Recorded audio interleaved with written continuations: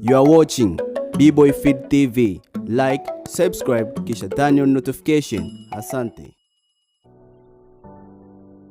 Msanii wa Bongo Flava Bill Nenga ameweza kushare video fupi kupitia ukurasa wake wa Snapchat akionyesha hasara aliyoipata Oktoba 29. Kama tunakumbuka watu wengi kwamba miongoni mwa maduka ambayo yalivamiwa na kuchomwa au kutiwa hasara ni pamoja na duka la Bill Nengatronics ambalo lipo Kariakoo, lakini pia Bill ni miongoni mwa watu ambao waliweza kupata hasara kubwa sana siku ya Oktoba 29, 2025, ukiacha Jux, ukiacha kuchomwa kwa hoteli ya Shishi Food.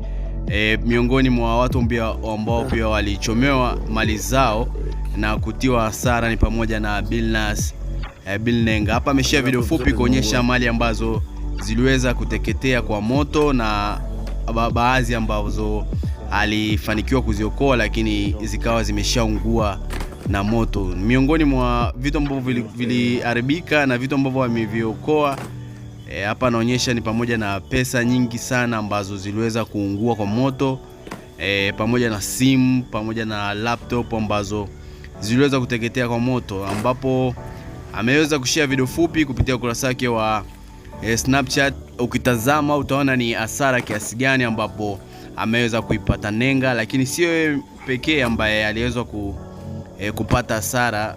Ni pamoja pia na Jux, pamoja pia na Shishi Food, ambapo maduka na sehemu zao za biashara ziliweza kuteketezwa kwa moto. Niachie maoni yako kupitia uwanja wa comment section hapo chini, lakini gonga like katika video. Lakini kukumbusha tu ambaye bado hawajasubscribe, please make sure una subscribe kwa kubonyeza alama nyekundu iliyoandikwa neno subscribe hapo chini ya video yako.